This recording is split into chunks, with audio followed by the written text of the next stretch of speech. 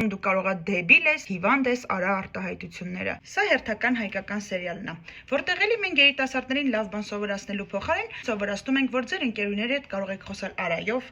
Ինչ ուշ գիշեր ա։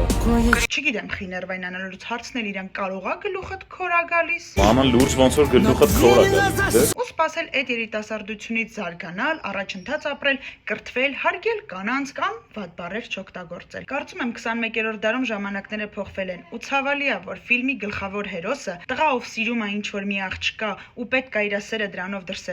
դրսևորում է այդ ամեն ինչը բռիության, կոպտության ու վատ բառերի միջոցով։ Ու այս ամենի մեջ ամենացավալին է նա, որ երիտասարդ տղաների մեջ ձևավորվում է սիրո դրսևորումը այդպես, իսկ աղջիկները մտածում են, եթե ինձ չի խանդում, չի կոպտում, իմ հանդեպ բռի չի, ուրեմն անտարբեր է։ Հիմա հարց. այս սերիալը նկարողներից որևէ մեկը, սցենարիստ, ռեժիսոր, չգիտեմ,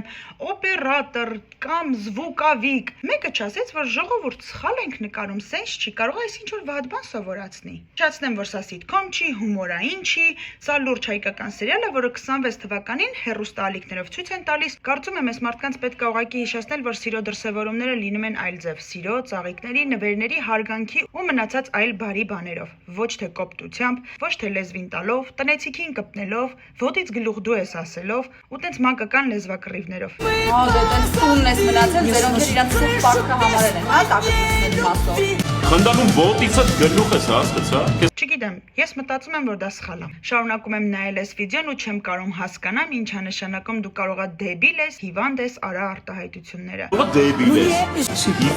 Սա հայկական սերիալ է, որը պետք է մեզ լիքը լավ բան սովորացնի, ոչ թե սովորացնի իրար կոպտել, բռի ու անտաշ բաներ անել։ Ոնց է 20% պատերով անձի մի ստիպի տես բան։